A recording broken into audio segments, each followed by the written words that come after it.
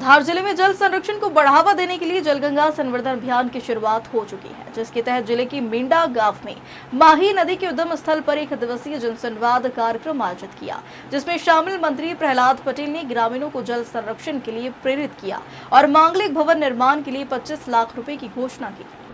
गौरतलब है कि प्रदेश सरकार द्वारा जल संरक्षण को बढ़ावा देने के उद्देश्य से जलगंगा अभियान चलाया जा रहा है, जो 30 जून तक सतत रूप से चलेगा।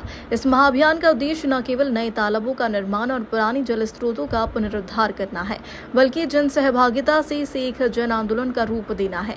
इसी के तहत जिले में एक दिवसीय कार्यक्रम का आयोजन किया, जिसकी शुरुआत मंत्री प्रहलाद पटेल ने माही माता मंदिर में पूजा अर्चना करी। इसके बाद उन्होंने जनसभा को संबोधित करते हुए कहा कि मध्य प्रदेश प्राचीन काल से जल संरचनाओं का धनी रहा है और इसे नदियों का मायका कहा जाता है। जल संरक्षण आज के समय की सबसे बड़ी आवश्यकता है और आने वाली पीढ़ियों के लिए यह हमारी सबसे बड़ी जिम्मेदारी है। उन्होंने पौधारोपण और वृक्ष संरक्षण पर बल देते हुए कहा कि जल और हरियाली एक दूसरे के पूरक है।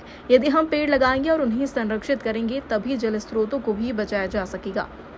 मंत्री पटेल के साथ इस कार्यक्रम में जिला पंचायत अध्यक्ष सरदार सिंह मेढ़ा, सरदारपुर विधायक प्रताप ग्रेवाल, समाज सेवी चंचल पाटीदार सहित अन्य स्थानीय जनप्रतिनिधि और ग्रामीण मौजूद रहे, जिन्होंने एक स्वर में जल संरक्षण अभियान में भागीदारी का संकल्प लिया। कार्यक्रम के समापन पर मंत्री प्रहलाद पटेल ने मंदिर परिसर के सौंदर्यीकरण और विकास के लिए आवश्यक कदम उठाने का आश्वासन भी दिया। साथ ही मांगलिक भवन निर्माण के लिए 25 लाख रुपए की घोषणा की। उसके तहत मैं गर्व के साथ कह सकता हूं कि पिछले साल से अब तक मैं 60वीं नदी पर खड़ा हूं और वो माही सागर नदी का उद्गम है। मध्य प्रदेश नदियों का मायका है।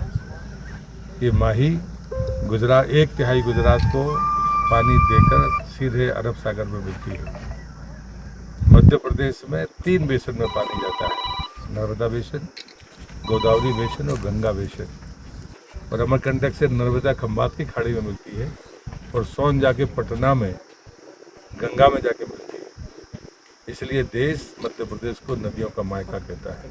छोटी नदियां अगर 12मासी रहेंगी तो बड़ी नदियां जीवित रह पाएंगी।